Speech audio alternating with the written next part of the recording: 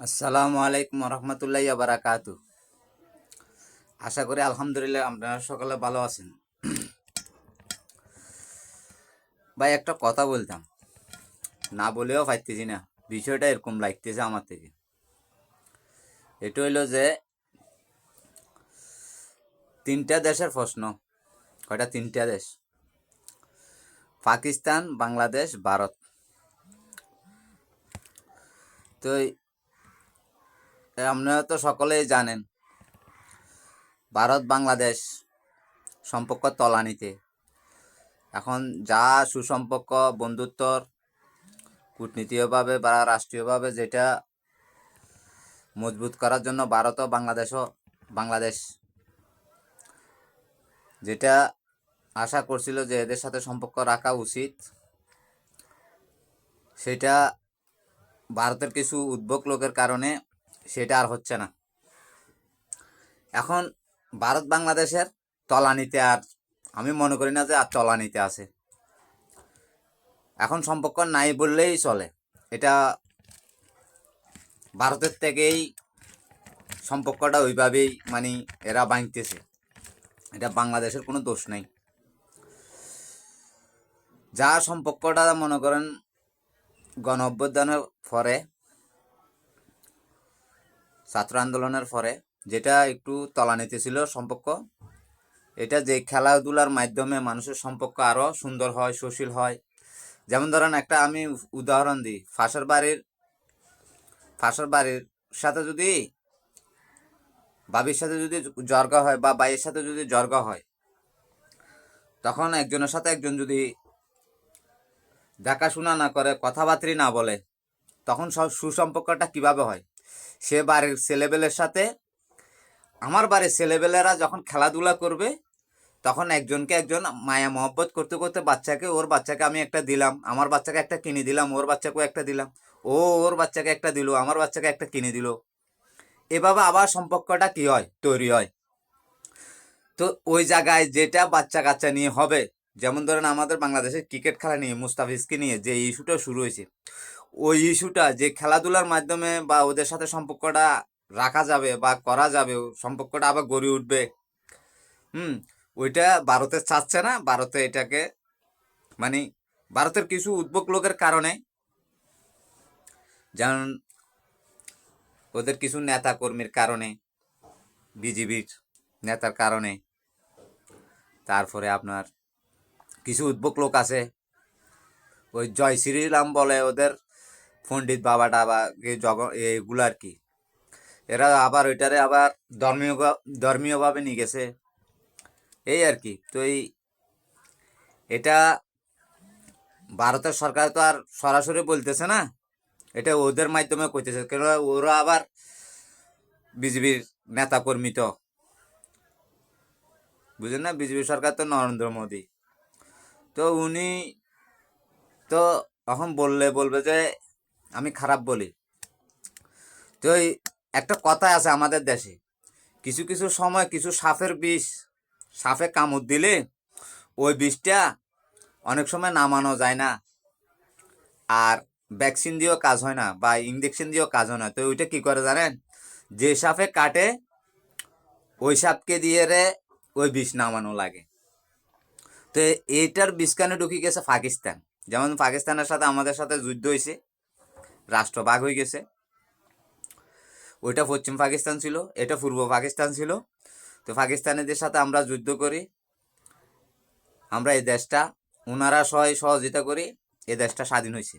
যেমন ভারতের সহযোগিতা হয়, এটা কি হয়েছে? স্বাধীন হয়েছে। তো তখনের মানুষ আর এখনের মানুষ তফাৎ আছে। এখনের ছেলেবেলে হয়েছে যে আপনার কম্পিউটার যুগের ছেলেবেলে, সোশ্যাল মিডিয়ার যুগের ছেলেবেলে, মোবাইল হাতে আছে, আধুনিক যুগের ছেলেবেলে। তো এরা এখন মনে করতেছে যে ভারত একটা সাপ, ভারতে কামড় দিছে বাংলাদেশ বাংলাদেশ পাকিস্তানকে,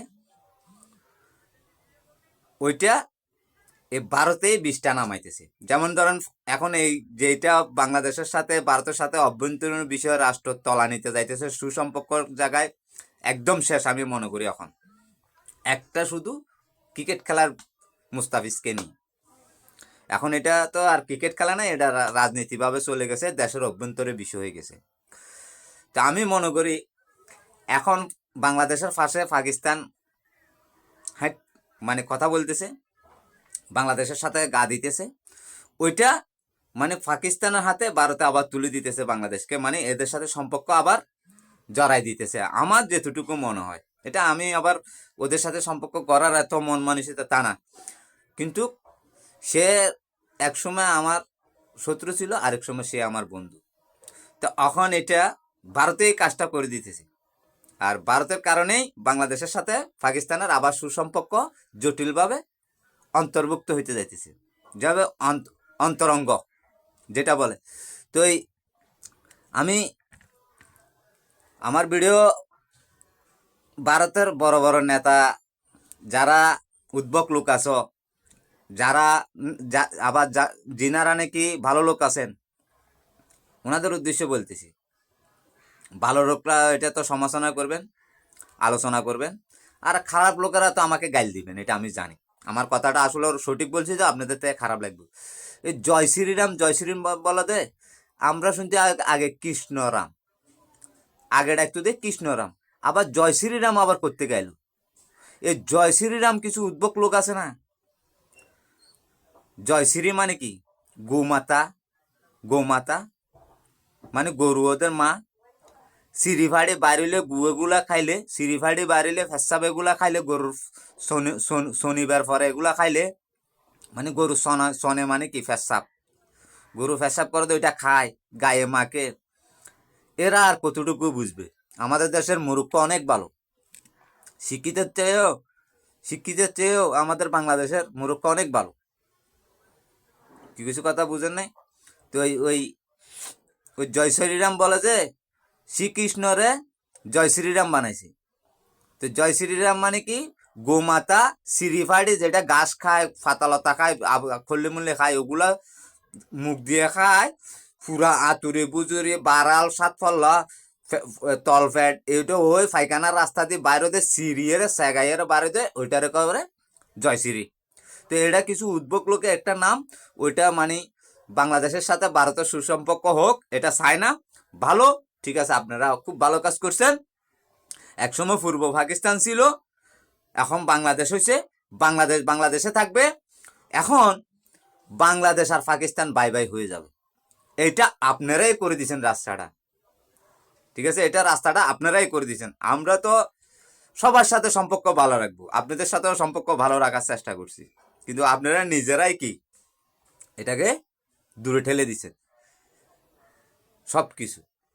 দেখি ওয়ার্ল্ড কাপ টি-20 বিশ্বকাপে কি হয়, ওইটা তো পাকিস্তান আছে বাংলাদেশের পাশে, দেখা যাক।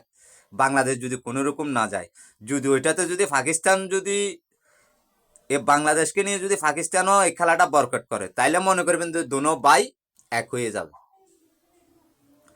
দুই ভাই কি হয়ে যাবে, এক হয়ে যাবে। তখন ভারত একলা পড়ে যাবে, ঠিক আছে, ভারত তখন এরকম ফাঁক হয়ে যাবে এরকম, আর পাকিস্তান বাংলাদেশ এরকম হয়ে যাবে, এটা এরকম হয়ে যাবে। তো এটা আস্তে আস্তে এরকম, বুঝেন নাই? বিষয়টা বুঝিয়েন। আর আমার কথা খারাপ লাগলে ওই যারা আমাকে উদ্ভক লোক আছেন এরা গাল দিবেন, আর যারা ভালো ব্যক্তি আছেন ওনারা কথাটা সমালোচনা করবেন, এবং কি লাইক শেয়ার তো কমেন্ট করবেনই, আলহামদুলিল্লাহ আশা করি।